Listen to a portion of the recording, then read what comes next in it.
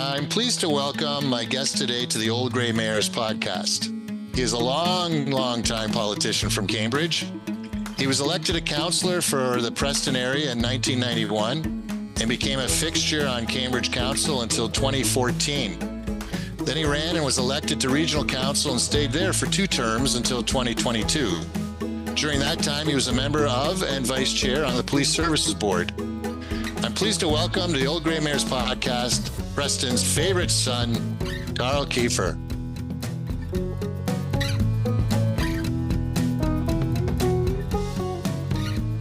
Karl, welcome to the podcast. Hi, Robin. Thank you. Listen, so during our conversations, I learned that I have you to blame for our loss against the Grand River Renegades when I was playing defense for the St. Jerome's Lions. You were the Stripes.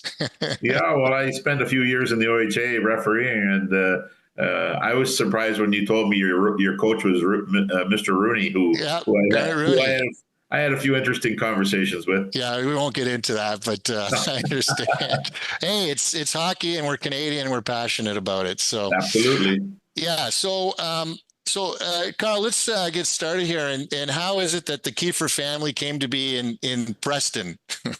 Well, as you know, but maybe some others don't, we immigrated from Germany in 1955. My parents, they decided that they would come to Canada to start a new life. And my mom and my dad were like my uncle was already in Canada. He came in 52 when I was born.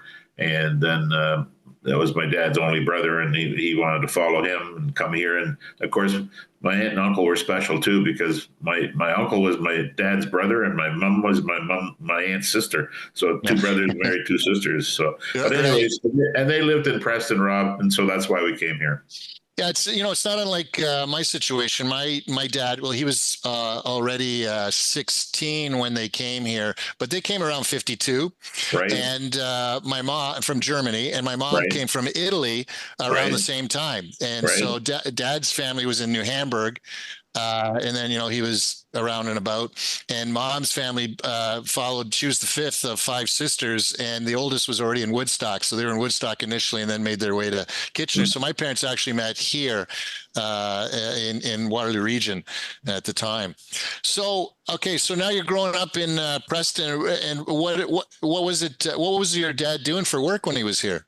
Well, my dad was a machinist by trade. My uncle was a tool and die maker. And once they got established, which was took a little bit, Rob, because none of us could speak English. We all had to learn English. I did by the time I got to kindergarten. But my mom and my dad took English classes at the old Preston High School, which is Grandview Public School now. And they took that, and as soon as things started clicking there. And he had to, unfortunately, because we couldn't speak the language in the beginning, he took some odd jobs picking tobacco and things like that. But once he got into a situation where they knew he was a machinist, he was never without work. Oh, for sure. It's funny you say picking tobacco. That was one of the first jobs my dad did too. There you go. My grandmother sends him out to work for a farmer at $50 a week, and suddenly he disappears. Yep. And they didn't know where he was, and he showed up a month later with a wad of cash, and he found out you can make a lot more money picking tobacco. So I guess you became a machinist. No, my dad wanted me to, Rob, but you know what? For some reason, I didn't want to work in a factory, but I think a lot of times I think back and I think I should have maybe done that, But anyways, no, I know my dad actually learned to be an electrician on the side. He ended up working at the BF Goodrich in downtown Kitchener, but I think he always wanted me to join him as an electrician, but we all went different routes. Yeah. So, but what did you end up doing in Preston then? Well, of course, I went to it's called Preston Public now, but it was Central Public School. And then I went to Coronation Public School to finish from grade. Well, actually, it was grade 1 to grade 8, and then from there I went to Preston High School. And I was one of those guys that thought someday I would be playing in the NHL, and I played I played junior B in Preston, and then my last year junior, I went to St. Thomas Elgins. They were there was a Southern Ontario Junior A League, Tier 2 at the time, and I went there for my last year, but I didn't finish out the year because there were some complications that came up, and I came back to Preston after that. Okay, defense or forward? I was defense, and Okay. I made a couple of mistakes, Rob. I actually had a scholarship from Colgate University in the States, and I didn't write the what they call the entrance exams or whatever. Right, and, whatever they are. Yeah. And I didn't go. Big mistake. The other thing I could have done, and I just sort of had it with hockey by that time, was go to Germany because I wouldn't have been counted as an import. And and go play some hockey there, for a while. Yeah. But Gotcha. I didn't do that either. Well, eventually ended up in financial services. Yeah, I got hired by Mutual Life in 1983, and we were called agents in those days, not advisors as they are now. But and I stayed with them. Well, they changed the name to Clarga, and then Clarga got bought by Sun Life, and I was there 33 years in that role. But okay, well, how did you come to your interest in politics then? Well, when I was working with Mutual Life as an agent, I was working out of the agency in Cambridge with Ted Fairless, and Ted Fairless was a former councillor on City Council in Cambridge and also with the region, and Ted was on council in Cambridge, and I started talking to him about it and getting interested. And this was back in 1988, Rob, that I first thought I might take a run at it. And after Ted got done explaining it to me, I said, "Who in their right mind would want to do this?" and I said, "Okay, I'm not doing it anymore." But the bug was still within me and kept until 91, and I said, you know what, I'll either put up or shut up. So I put my name in and I ran, and I was successful. Yeah, let me just touch base. So you mentioned Ted was on Cambridge Council and Regional Council. So that would have been when we had the double elect process where councillors from the local councils got elected onto the Regional Council? That's correct. Yeah, not versus the direct elect process, which is what you eventually did after you were done council. Yeah. And gotcha.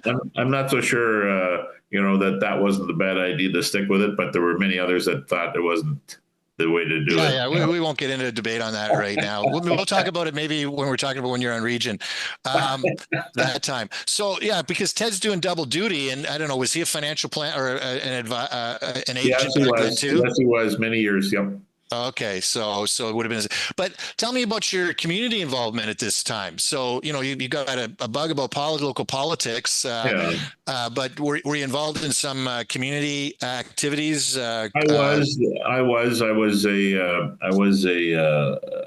involved in. I did a little bit of coaching in minor hockey and baseball, minor baseball, things like that, and soccer. But I also was at one point, I was in a Rotarian for 3 years. And then because I got elected, I said, I can't dedicate the time to it anymore. And so I pulled out of the Rotary, which is interesting because I ended up with a Paul Harris Award. Oh, so, but you mean you couldn't be a member of you were like Rotary executive versus just a member of the Rotary, or? No, I was a member of the, and I just felt, Rob, to be a part of it, you had to be more than just show up for lunch every Thursday. And, right. And so with all the other things going on in my life, politically, family, etc., I thought, I better back off from it. Yeah, because some people don't realize, but the Rotary, Knights of Columbus, all those groups are so active in their fundraising and everything else that they do that it's a real benefit to the community to have these guys around or these organizations around. But so you were involved in fundraising activities, that sort of thing with the Rotary? Well, yeah, absolutely. We had as you're probably familiar with, or maybe not because you're not from Cambridge, but you're close. You're from North Dumfries. I have property. I have property in Cambridge. I know you do. And we had a program called Rotary Roses, where we sold roses as a fundraiser and things like that. And I had to chair that as my inaugural I guess Give it to the new guy. Yeah, that's right. Give it to That's the new right. guy. He doesn't know better. Well, Exactly. that's probably where you got the Paul Harris Award from. It's a recognition No, of a level of activity. yeah, it was for my community activity, and it wasn't the same Rotary Club that I was part of, Oh, though. But okay, gotcha. So, but you must have been watching council too, and was there something there that you were concerned about or caught your well, eye? yeah, I wanted to make sure that in those days, Preston would have the recognition that it should get, and of course my old friend Greg DeRocher was running in the other half of Preston, and I was running in the one half of Preston. So we teamed up there, and we were a pretty good team back in those days. So Preston had, I guess, two wards at that time. Yeah, it was split, Rob. It was split, and they changed. I mean, in my tenure, at one point in time, I had part of Galt and part of Preston, and they changed the wards around. And but in those days, in '91 in particular, it was split Preston and two areas. I guess we should step back a bit in time, and you weren't involved in this politically, but back in '73, yeah, is when we had the amalgamation of Galt, Hespeler, Preston, and Blair. That's correct. That's into correct. Cambridge, right? I was just a young, I don't know, about 18, 19 years old back then, or around that age, anyways. And yeah, the Senate, I wasn't involved politically at all, but the sentiment of the people was that, what's going on? How come we don't have a say? And the provincial government at the time was a conservative government that forced the amalgamation. And so people were concerned, about. And you voted on that ballot for the name. Cambridge and Blair were two of the names that were on the ballot. Yeah, they were, and I was so ticked off. I voted for Blair because I thought, it's shorter to write and it's easier to write if you have to write out the name. So then, over the like the 2 decades, or almost from the time that happened to when you ended up running. Yeah. What was the general sentiment with respect to Preston and the Greater Cambridge concept? Well, people were scratching their head and wondering how this was going to work, if it would work. And I mean, the government at the time, the provincial government at the time said, "Oh, don't worry about it. Within 10 years, people won't be, worrying about it." Well, I got news for you. Right now, to this day, you've got people talking about Galt, Preston, and Hespeler, and what's going on. But I think it's been pretty good for the city of Cambridge in terms of growth, even though you have the three, cores. Right. And of course, people like myself are getting old. I guess though, yeah. I guess you could say amalgamating was good in terms of centralizing and having one purpose, and the fact that you have three separate entities that still see themselves as different or unique.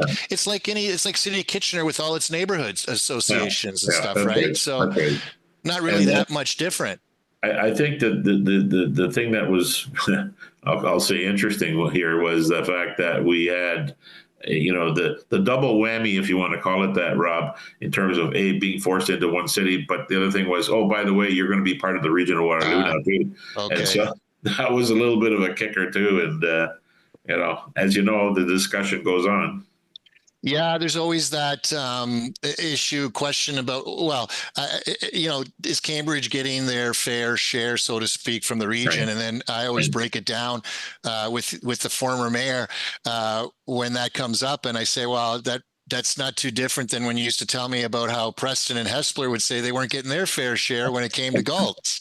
And then he would tell me that whenever he did his State of the City address, he'd always make sure he got stats out that showed on a per capita that the spending was the same, maybe even higher in some places. So I think that's the same mayor that used to encourage the Cambridge Council to vote in favor of budgets, and then when he would go up to the region, he would vote against the budget. I think that's the same there. Only certain budgets. Now he supports certain budgets. You're right. But anyway, so Yeah. okay, so 91 you get elected, and was Greg DeRocher already there, or was he newly elected? That was his first term to him. Oh wow. There was Greg, Rob Adshade, and myself were the three rookies. Okay, so Preston had quite the powerhouse contingent there.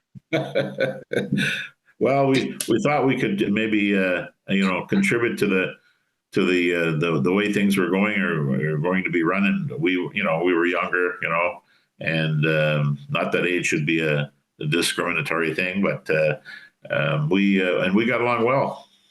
Well, there's, I'm not going to get into term limits with you because you've been there so long, and we're not going to talk about whether it's a good thing or a bad thing. But, along those lines, sometimes change is good to happen, right? After a little while. I would agree with you, Rob, 100%. Yeah. Because sometimes people maybe get a little, as they say, long in the tooth and maybe aren't as active or progressive, not necessarily progressive, but looking to change things, or, sometimes the status quo has to be changed up a little bit. Yeah, and that's exactly what was happening with me after 23 years on Cambridge City Council.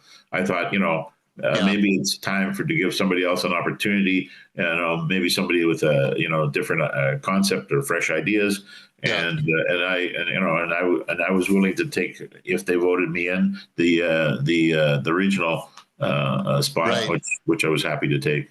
Yeah. By changing it up, and like there's some people that promote the idea of term limits, like 2 or 3 terms. But if you want to run for either like mayor or in this case regional council, and open up the council spots for some new people. Right.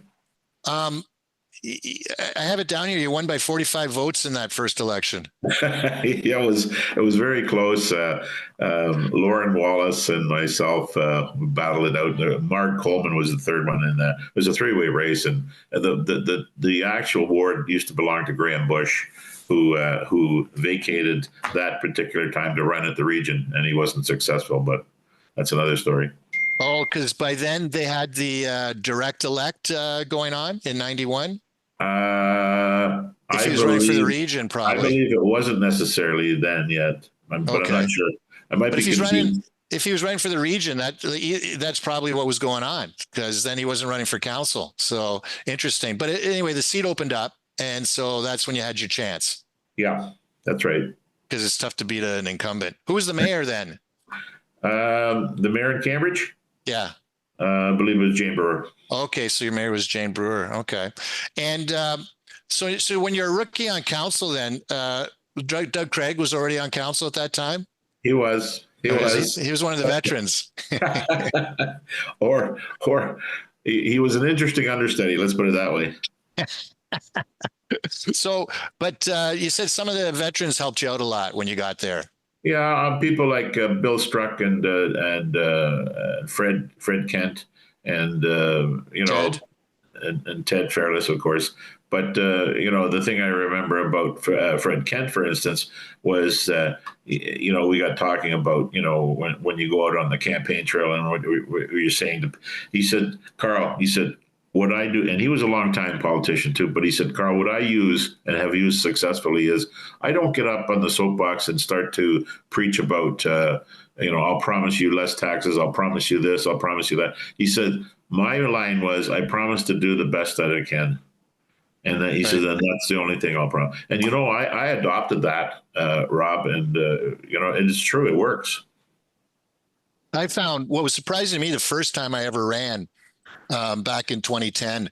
Yep. And so first time just going out to knock on doors for the first time and trying to anticipate what I think the questions are going to be. Yeah. And I was surprised. I was on a bit of a settlement area. So there's like 20 homes out in a country road there. Right. And I thought people would be talking about property taxes. all they kept talking about was the speeding cars and the pets they lost. That was like the number one issue. Exactly. And if totally you don't surprised me. If you don't plow my road, I'm coming after you. Property taxes rarely comes up as an issue on the campaign trail. It always seemed to be all these other things like speeding that were more prominent. So what in those early days then, so you're on council, like you're saying doing the best you can. Was there any particular issue that you were keen to do something about back in those early days? Well, I remember the hydro building in Galt was on the docket and to be converted into a seniors complex, and I remember that this was going to go ahead real quick, and then DeRocher and myself and Achay said, "Well, wait a minute, like, well, how are you doing this, and what, why are you doing?" And of course, being a rookie, I didn't realize that how far it had come, and how much money had been spent on it. And, and of course, after I started doing the research, I thought, well, wait a minute, who are we, three rookies here to block this, right. It is a good thing. We need to carry on, even though, Well, that raises an interesting point, that little story, because it gets to this idea that really didn't dawn on me until after a few years, is that you're basically there just carrying the baton and then passing on the baton to the next council. And that baton is like, for example, this hydro building that's been worked on in prior councils, and now it's on your lap. And you're not there to reinvent the wheel, but you've got to recognize that what's been going on before. Plus, as a council, you're not going to get everything done in your one term. That's absolutely 100% right, Rob. That's exactly how I see it too. Yeah, like it just you're not going to get everything done. You're just sort of caretaker to the next thing, and a lot of times people don't realize, and you probably didn't realize how long sometimes things take to happen or not happen. Exactly, that was all brand new to me. And Rob, and this too. I mean, you're not always going to win all the battles around the horseshoe, and you're not always going to get people to support you. But you need to. The one thing you need to do is after whatever motion or whatever issue that you're dealing with, after it's done and discussed, you better support and risk, because you need to respect what council has decided. Right. And sometimes people go off on a tangent and do whatever they do. Yeah, once the vote's done, you can't keep fighting the fight, so to speak, exactly. Right? And then move on. Yeah, I get you. So you ended up, what was it, to buy the building and convert it? Did it get converted to the senior center? Building? It did. And the plans and everything, architecture plans and the design plans, everything had been already done. So it was a big investment already when it got to your exactly. And what we didn't realize is, well, wait a minute, what are we doing here? We're blocked. And I think one of the senior counselors at the time came and spoke to us about it. Took you aside. Yeah. Which is good. Yeah, for sure. One of the things that's always attached to you particularly is the whole idea of either it's a convention center or, expanded arena complex situation. Was that something that was on your radar early on or developed a little bit later? It developed a little bit later. I think the early on, the conference thing was on not just my mind, but, Greg Grocer's and a few other counselors' mind as well. But it evolved, and of course we tried looking at various companies that would be considered, to going into it. And I remember one of the big issues at the time was that the Cambridge shopping center, was going to be built. It was a John Galt Mall, and right. and then you had all kinds of action on that. But we supported the new concept for a mall because Cambridge deserved that kind of a thing. And as you know, today there's 2 box store locations. Now, having said that, the box store locations are now starting to change their philosophy a little bit too, and I'm not sure where it's going. Well, it seems to be going residential, but yeah, that's true. That's true. A lot of it, right? And as you know, that housing is important. We need which is fine. But you have an interesting story though about remember the old Nob Hills farms at the intersection of was it Pine Bush and Hespeler Road? Pine Bush and Hespeler Road. Yeah, Steve Stavros was the owner, who also owned the Toronto Maple Leafs at the time, and Jim Castle he was vice president of Aeroscraft, had set up a meeting with Steve Stavros, myself, and Greg DeRocher in Toronto, and we went down with as a guest of Jim's, and of course.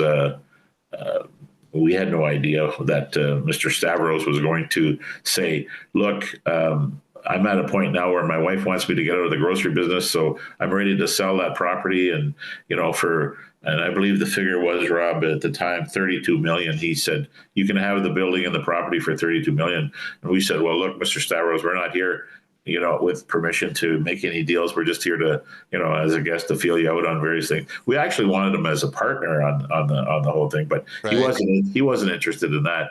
And the thing is that, when Greg and I started talking about it, we thought, well, 16 million the city could afford, 16 million the region could afford, and you'd have a corner there that you could build whatever the heck you wanted on it. City Hall, a conference center, blah, blah, blah, go from there. But as it turned out, we took a little bit of heat when we got back into Cambridge and tried to throw that suggestion out there. Yeah, right. So when you guys got back, the reception was chilly. Very chilly. Very chilly. And, which to this day, I'm scratching my head on it because it could have been a great thing. So would that have been, who's the mayor then? Was it Mayor Brewer? Yes. So is it one of those things that, like, lesson learned is get more people involved, and especially the top dog?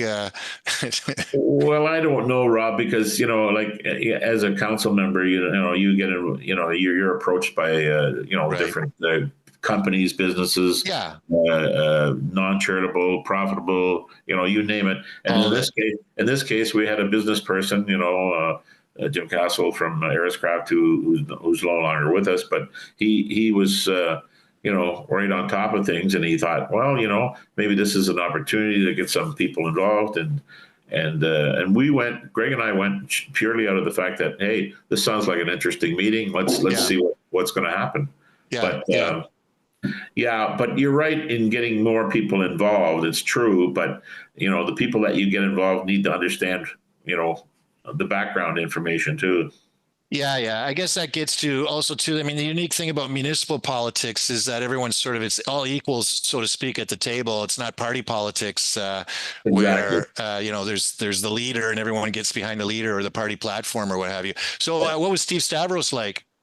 Well, he was an interesting person. I found him very interesting. Of course, me being a big Leaf fan, that helped too, because he owned, as I said, he owned the Leafs, and he himself, and his family immigrated to Canada. And when he found out that I had immigrated to Canada, right away he wanted to know more about it, and my family and me. But then I remember him saying distinctly to Greg and me, he said, here's the quote from him: "I like the fire in your bellies." And by that he meant, because of what we were hoping that we could do, trying to do something. Yeah. So, but he was an interesting man. So you mentioned City Hall. That location as a possible site for the City Hall. So you were on council when your new City Hall got approved and built, right? So that's correct. That's correct. So that would have been a project that you were involved with right from the beginning, unlike the gas building where you come on. So that one, though, over the years, the hydro building, right? Hydro building that you came in late on. So this one, though, you were there from the beginning to the end. Yep. Yeah, on that one. What was your view on that Galt location? Well, I wasn't too pleased with it. I always thinking in the back of my mind the Galt Preston Hesper thing, and what would be a good location to sort of please all the three former towns or cities, so I wasn't too pleased with it. Myself and two other councillors voted against the vote to have that location, and of course we lost. And then, like I said to you earlier when I was talking with you about things, I said, once council makes a decision, you need to respect that, and so that's what happened. But I felt that corner of Knott Hill Farms would have been a terrific spot. A good spot for access too, off the Yeah, 401. Certainly, exactly. but I guess the old city hall being where it was, it kind of made Yeah, some sense to have the yeah, new one there, and that connection you have between the two, the walkway, and you still use the old one yeah. for council chambers and stuff. Was a good reuse of the space, so you didn't have to create that Absolutely, space. Yeah. absolutely. And the building, and the building is, one of the what do you call it? The leads The certified. lead, yeah, yeah, it's LEED certified, and that's great.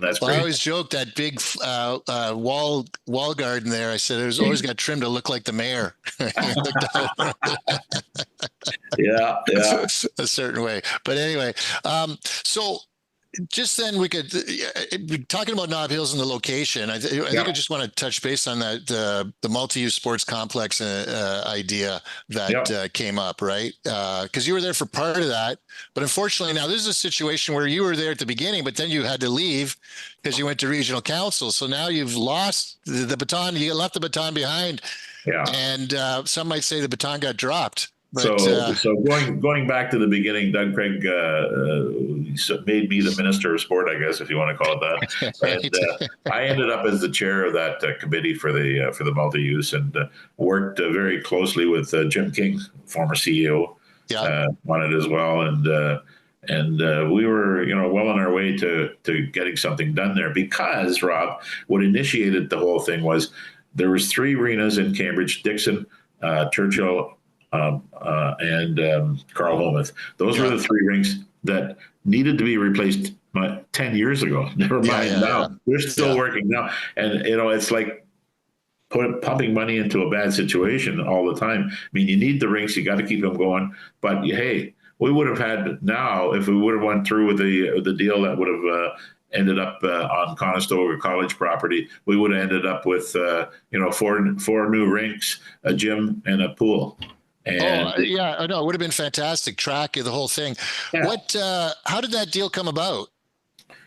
well, there was discussions ongoing between, I believe, again, I think it was Greg and myself that ended up talking to Tibbetts, but we did. John Tibbetts, the John president of Tibbetts, Conestoga College. he's, Yeah. he's kind of a headline news right now, but that for Well, another. okay, but We still, won't go there. And no. anyways, and so there was interest on his part for the college to be involved, and we said, yeah, makes sense. Let's have a look at this thing.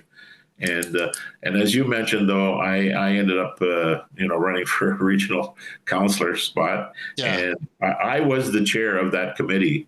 Yeah, so let's talk about this for a second. So, Yeah, because back in the day when I was mayor, there was that controversy going on. We're talking about the South Campus, south of the 401, the Conestoga right, College campus, right. and that was, and Conestoga was well established on the north side of the 401.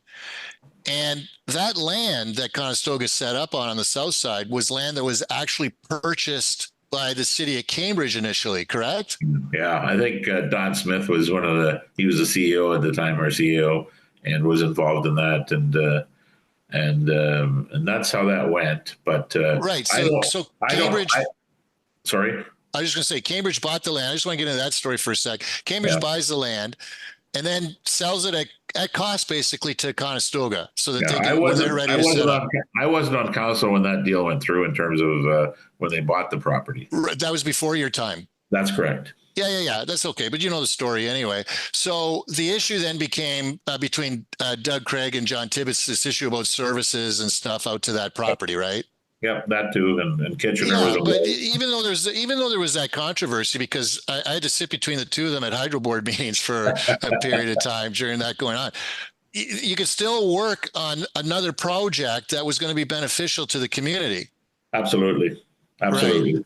I, So, I just think that I wished I could have been still back on that committee back in the day, but I wasn't. well, I want to talk a little bit more about process here, because one of the things we like to do in the podcast is get an understanding of process so people can understand what Right, municipal politics is all about. right. So you're chair of this committee. Were you part of negotiating this arrangement with Conestoga College? I was not. Okay, so that would be what the mayor and the CAO were working on something. Well, the CAO for sure, and of course the mayor would be involved in that. And I mean, Doug always said we were going to get the multi-use, but it didn't come through. No, fair enough. We'll talk about that. Why? So, Yeah. but you would have had to involve community groups though, because you can come up with the concept, but whether you need, like, for 25-meter pool versus a 50-meter pool, for example, you got to talk to the groups to know what to do. We had public meetings, where we brought the public in, and Right. every meeting that I attended or was at, the public was in favor of doing this thing. Cambridge needs it. Like our arenas are terrible. The dressing rooms are so small. Blah. You go on, and all around us, including North Dumfries to this day now, have arenas and complexes that why can't Cambridge do that? Yeah. Thanks for that. That was my baby, so I appreciate the comment. but let me ask you. The public meetings were on this particular project, or just the idea that we need better recreational facilities before this particular project? It would be this particular project, okay, and I'm trying to remember. You might be right. The part of it might have been just we need better recreational facilities, but for sure, specifically the multi-use complex was the key issue. Yeah, that it should be multi-use. Because Rob, we were at a situation where people would say, you know what, Karl, even if it's going to cost us a few more dollars tax wise, we need this. Let's do it. Well, it reminds me of the Gretzky in Brantford, right? Exactly. 4 pads. I think they have a swimming pool, don't they, or something there too? I'm trying to remember. Quite a complex. You're right. Yeah, and you go to tournaments there. You see everything there. It's quick access. That's what I thought was the benefit of this being right by the 401. But I remember, Karl, I remember when it was announced, and my daughter was playing. My youngest was playing AA midget for Cambridge at the time. Okay. And the blowback was almost immediate on the idea of driving maybe from Town Line over to Homer Watson. And because the 401 was always backed up, and now we got an HOV lane there. I mean, what better location could you have? When people, as people get all wound up if you say, okay, we're going to put something right in the middle of a subdivision or by a subdivision or by, like here, you're right off the 401. Yeah. You've got parking, and the other thing that, I always thought was a good idea was if there's rinks there during the day, the college might just be renting the ice time, which sat empty, in the city. Yeah. There might be programs that you could, Yeah. And I mean, there's more than just hockey. There's skating, there's broomball, there's sledge hockey, you name it. Yeah, and that's the thing about there's that prime ice time, which is usually your weekends and evenings, and then there's that non-prime time, which really you could go into any arena and throw a bowling ball down there. It's like no one's around, right? Exactly. In there. So yeah, no, good point. So you never got a chance to call the vote while you were chairing this committee? No. Wasn't ready to, or what? I don't think it was ready yet, and it needed a little bit more. But when I got elected at the region, of course, Frank Montero, he got appointed the chair of the committee, and Frank was passionate about it, and he did a great job too. But there was forces on the other side working. Well, yeah, look on Frank, yeah, definitely, because I remember being out at the air complex, and he was out there getting a tour with Mayor Foxton at the time, to check it out and stuff, and we had a good conversation. But when you say forces, you're talking about members of the community that were opposed to this. No, I would say it was more political people. Political? Yeah. So like members of council that didn't support the idea. Well, yeah, and of course they motivated some of the people out in I would say, Rob, the majority of Cambridge wanted this project, and even to this day, I'm still bumping into people saying, Karl, geez, we missed the boat. I said, oh yeah, Oh yeah. I agree. I was always a supporter of it. And, people brought up the argument about, I guess there was also this, again, this Cambridge, Waterloo region or Cambridge Kitchener Yeah. thing, right? I mean, that was a sticking point too, unfortunately. I had well, I mean, I was upset about it, but I laughed because, they were saying things like, oh, you're building this for Kitchener. I You're know. building it, the people that are going to go there are going to go to the restaurants and the hotels in Kitchener. Like, it's baloney. Rob, I mean, Karl Kiefer came down once to Cambridge Council and said, we need money for the what do you call it? Center in the square. Center and Square, and he was making a pitch for it, and I spoke up, and I said, Karl, I said, like, that's a city of Kitchener thing. Well, no, it's more regional now, Karl. And I said, well, I said, when I go there, I pay to get in. And by the way, while we're on the subject, we're about to build a Drayton Theatre here in Cambridge. How much are you going to contribute that? Well, nothing. Well, I said, well, there's your answer. Anyways.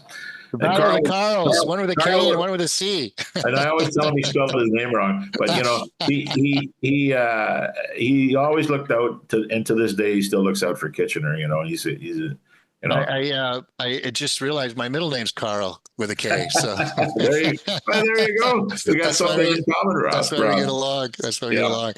Okay, so you had to pass the torch. And unfortunately, that thing just went. And it surprises me, too, that it got by the rails because, Doug Craig had to steer through a whole lot of controversial capital projects like the City Hall, like the School of Architecture, like the library.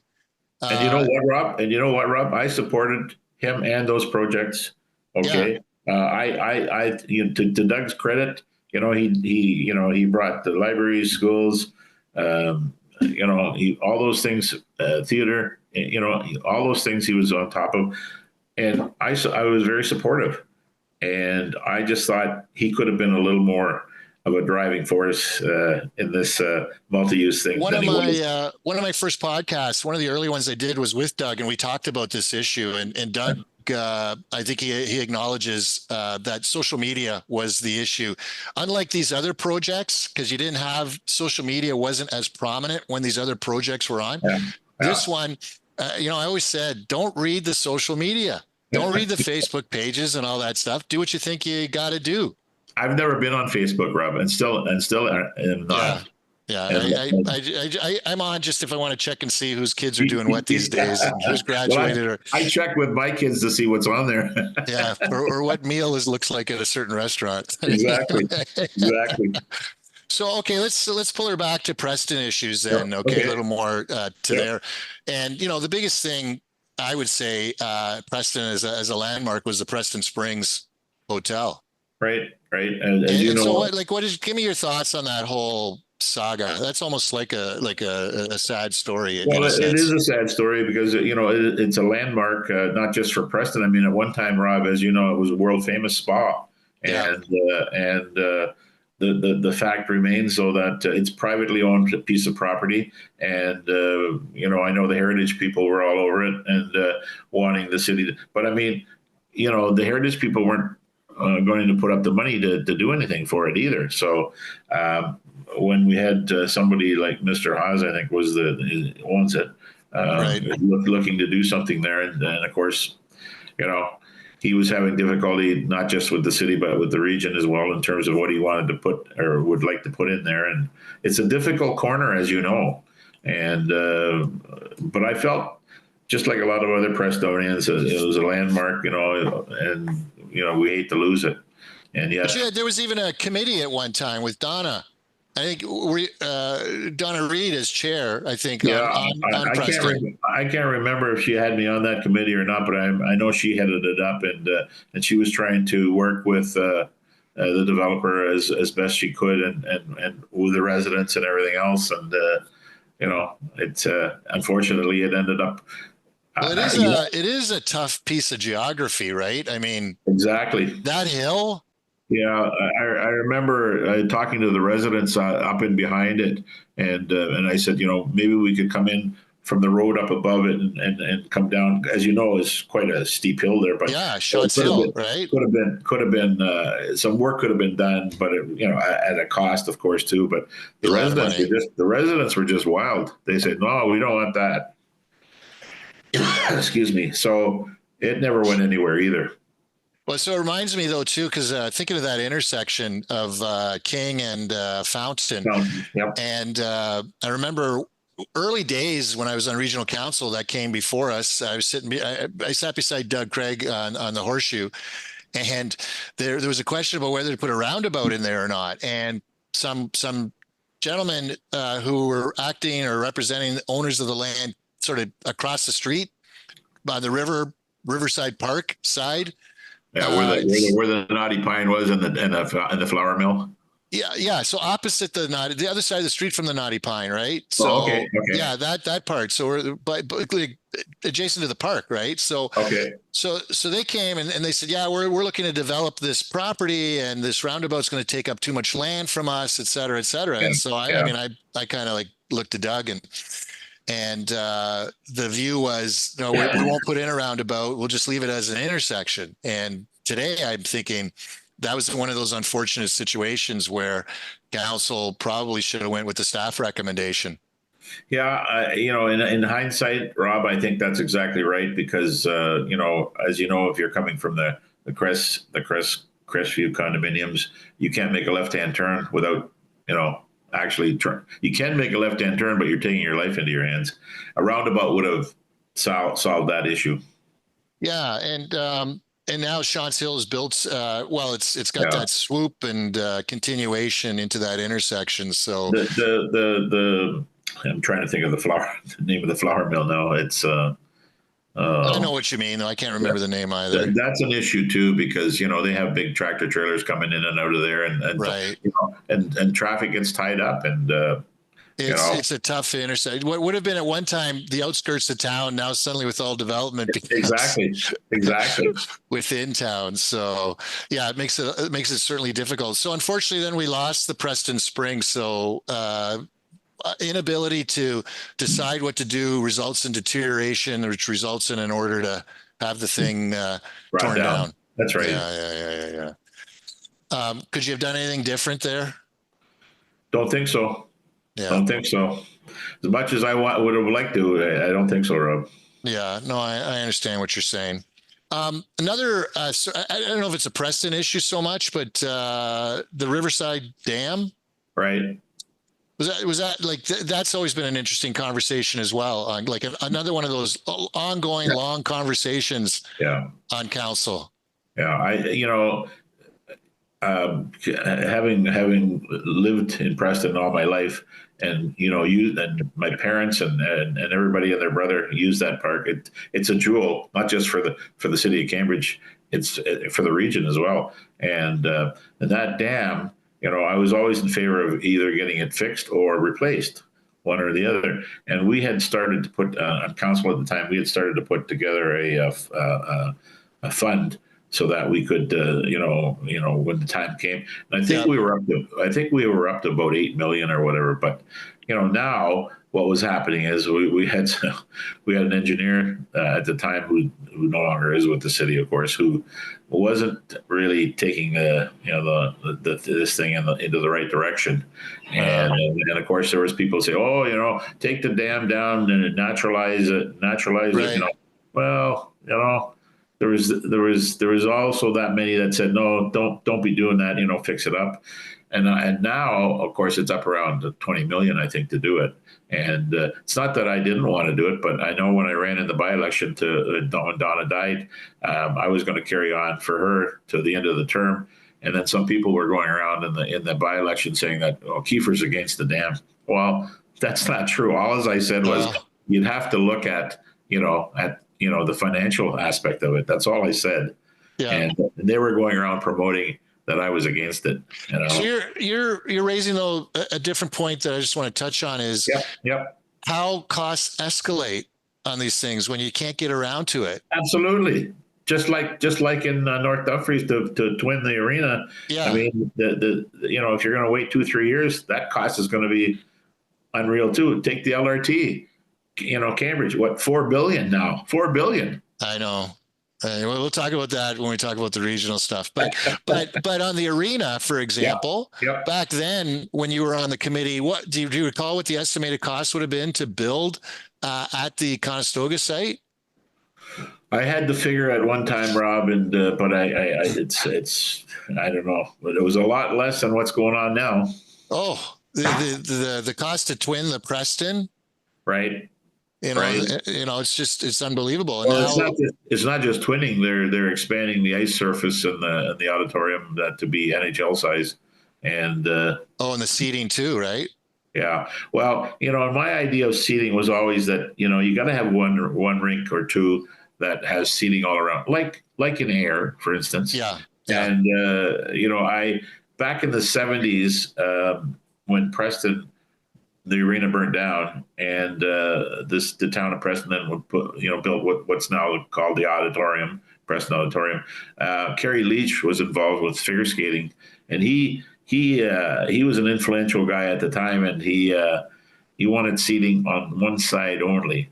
And now you see a lot of rinks with seating on one side only. I don't think like when I go to air, and I do go, and by the way, I do go to air sometimes to watch the Centennials play the Red Hawks from Cambridge. Oh, okay, I'll remember next time they're playing. I'll pop out with you. The environment, Rob, it's great. You get that bowl scenario, and it's ice. Yeah, exactly. And it's not just for hockey. I mean, any entertaining thing that's going on in the ice, if you have that bowl shape. But anyways, and I'm not saying all the rinks need to have that, right? But I'll take you back to 1995 for a second here. City of Cambridge and the Galt Arena came up for a question: do we tear it down? Interesting. Well, so council said, no, wait a minute, we're not tearing this down. So it cost us $5 million to renovate it to what you see today. Yeah. And it's it's the oldest operating arena, going. And anybody that comes into that arena, though, Rob, says, hey, what a great arena, the atmosphere and this and that. And I'll never forget, as much as Doug did a lot of things for a lot of other areas and libraries and schools, he was the only vote against that particular rink. So anyways, but he did agree it was a great thing after it was finished. So yeah, interesting. I wasn't aware that was going on during your term. So another positive thing. But it gets to that whole idea. I think sometimes when councillors get elected, like when you want to buy a house, you got to get a mortgage. Right. You buy a car, some people do get car loans. Anything substantial, sometimes you got a loan. Right. But when people get on council, it's like, I can't borrow. We can't do that. But in your personal life, you do, or else you're not going to get these things. And then if you wait too long, it's too expensive. And yet the criticism, Rob, as you know, from, everybody says, oh, you should run council like a business. Well, you just described a couple of examples there that were business-like, and that's what you got to do. Yeah. So I think I saw a quote from you. It was sort of like, you want to run like a business to a point, but it can't be run totally like a business. And I've always shared that view too. Correct. Because what business, look, you ran your financial services business. You didn't have the newspaper checking on your budget, and you didn't have people coming in watching over your shoulder while you're doing your work day to day, right? That's the difference, right? Exactly. It's in the public realm. So it's a whole different animal. That's right. But I do think, though, that sometimes you can't always say, well, we're just going to pay cash for that, because I don't think it's feasible. No, that's true. And then there are other times where, depending on what the situation is with interest rates, this, that, and everything else, that it might be, like you said, hey, maybe we should borrow some money to do this, or maybe we should go ahead with this. Let's, I just want to, before we wrap up, I want to talk about Lang's Community Health and Wellness Center, because that's in your... Yeah, it was in my ward at the time when I was a counselor, and I worked with Bill Davis, the former executive director. And I think it's just a magnificent facility. How did that come about? So you were there right from the beginning, right? From their initial. Yeah. Well, Bill ran a neighborhood association, called the Langs Neighborhood Association, and they worked out of one of the townhouse. What do they call it? not affordable, Thomas. What's the word I'm looking for here? I don't know, attainable or whatever. Well, Well, it wasn't affordable. It was, it was on the just right beside the Fairview Mennonite home. Okay. And so he worked out of there, and he was trying to establish, the neighborhood association as, to do this and to do that.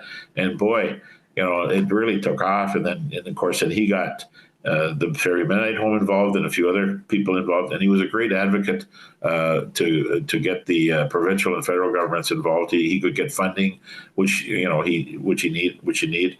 I mean, the facility, as you know, because it's in North Dumfries as well as Cambridge, is magnificent for folks to. So you're talking about the Langs Community Health and Wellness Center. So basically, he created that from nothing.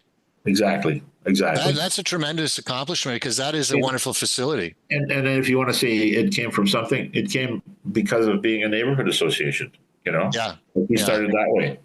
And so, were you able to help him with that project?